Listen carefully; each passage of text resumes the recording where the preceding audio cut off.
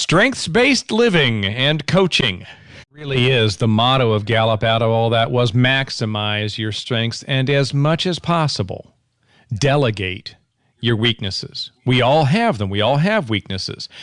And sometimes we have to work in them, but as much as possible, delegate those weaknesses and maximize your strengths. Don't just play to them, strengthen them. Strengthen the strengths. That's going to give you not incrementally better improvement, it's going to give you exponentially greater improvement. It's going to blow the roof off. And Kim, I mean, just a primo example of this that is in our generation and we're all very familiar with is the amazing turnaround that happened at Apple computers. And we saw the meteoric rise of Steve Jobs and Apple, and then him being fired from his own company and disappearing and struggling through Next computers, and then in the midst of that, developing Pixar. But when he came back to Apple and there was all that, wow, Steve's back and Apple can survive again. Apple was so deeply in the red that even the world's greatest leaders, not somebody who'd been fired from his own company, but the world's greatest leaders at the time really would have had their challenge cut out for them in trying to turn that company around. It just seemed basically impossible. There was so much weakness. And if anybody, I've been reading recently the big book that came out just last fall, Becoming Steve Jobs. It's a great analysis of his life. But in it, they talk through, well, how does that happen and what did he do? And they're really clear. Steve came in and said there are only a few things we're going to be able to do really well.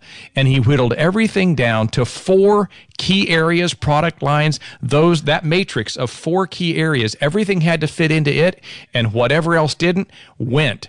And I'm telling you, man, when I read that through that book and looked at the list of the really cool sounding projects that got axed, I thought, are you kidding me? How much sunk cost had gone into those things? How many people, had to have their jobs repositioned or just let go and downsized in order to focus on only those 4 areas? But Steve's quote is, I'll simply read it to us here. He says, people think focus means saying yes to the thing you've got to focus on. But that's not what it means at all. It means saying no to the 100 other good ideas that there are. You have to pick carefully. I love this. He says, I'm actually as proud of the things we haven't done as the things I have done. Innovation is saying no to 1,000 things. So focusing on strength areas and playing principally, or he would say almost exclusively to those, exponential turnaround kind of impact in a person's life and in the life of a huge organization like that.